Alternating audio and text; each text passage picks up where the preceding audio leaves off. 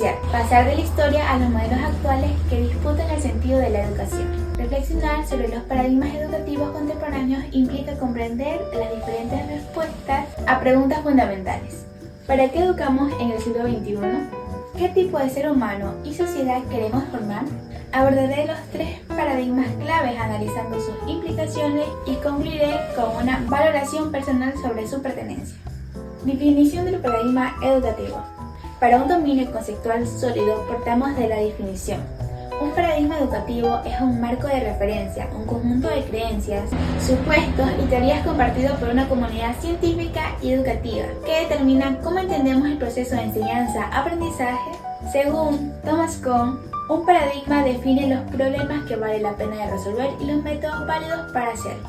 En la práctica, un paradigma responde: ¿cuál es el rol del docente? ¿Es un transmisor, un facilitador o un agitador crítico? ¿Y el del estudiante? ¿Es un receptor, un constructor o un agente de cambio?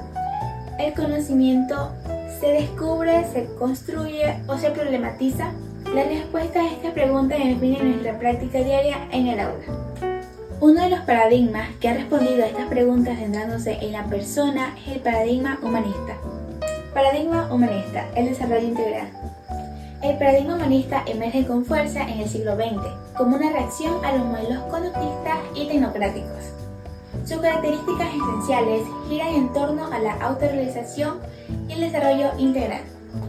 Aquí, el estudiante es visto como un ser con potencialidades únicas, donde la dimensión emocional y social es tan importante como la cognitiva. Figuras como Abraham Maslow y su jerarquía de necesidades y Carl Rogers, en su enfoque centrado en la persona, son pilares. Rogers propone que en el docente debe ser un facilitador que genere el clima de confianza, empatía y autenticidad. El aprendizaje significativo ocurre cuando el contenido es relevante para los intereses y necesidades del alumno. La evaluación en este marco deja de ser solo cuantitativa y se convierte en una herramienta de autoconocimiento y crecimiento.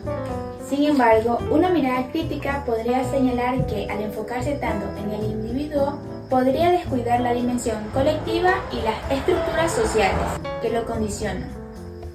Precisamente es en la crítica a esta posible limitación donde el siguiente paradigma se encuentra en su razón de ser. Pedagogía crítica, la visión transformadora. El paradigma de la pedagogía crítica, encabezado por Paulo Freire, pero con aportes de Henry Giroux y Peter McLaren, realiza un análisis crítico profundo. La educación nunca es neutral, siempre es un acto político que o bien domestica o reproduce las desigualdades, o bien libera y transforma. Su visión es inherentemente emancipadora. Se opone radicalmente a la educación bancaria, donde el estudiante es el depósito vacío. En su lugar, propone el diálogo como un método fundamental. Educador y educando se convierten en sujetos cognitivos que juntos investigan la realidad, la problematizan y la desarrollan con una conciencia crítica.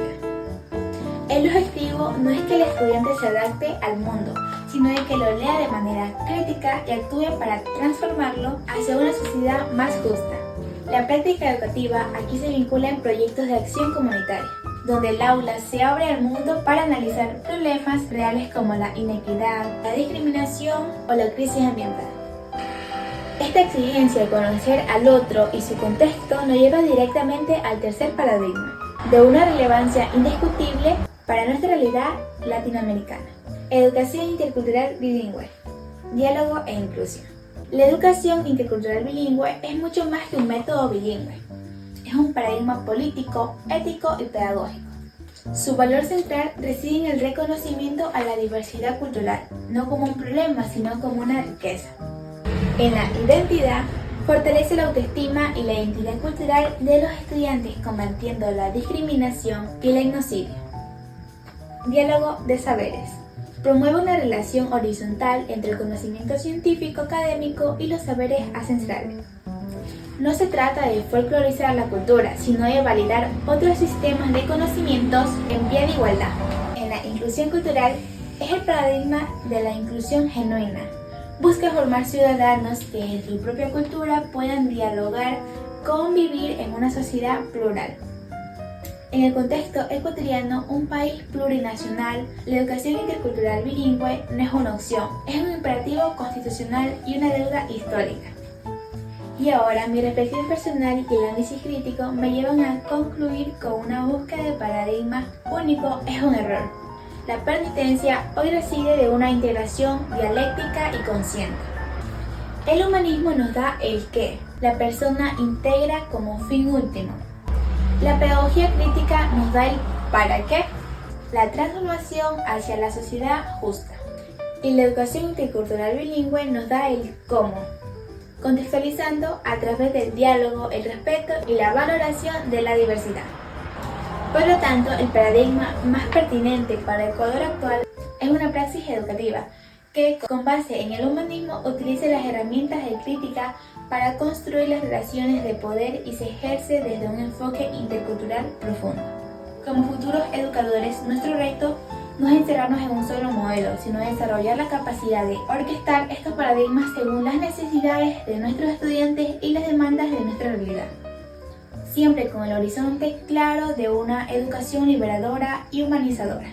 Gracias.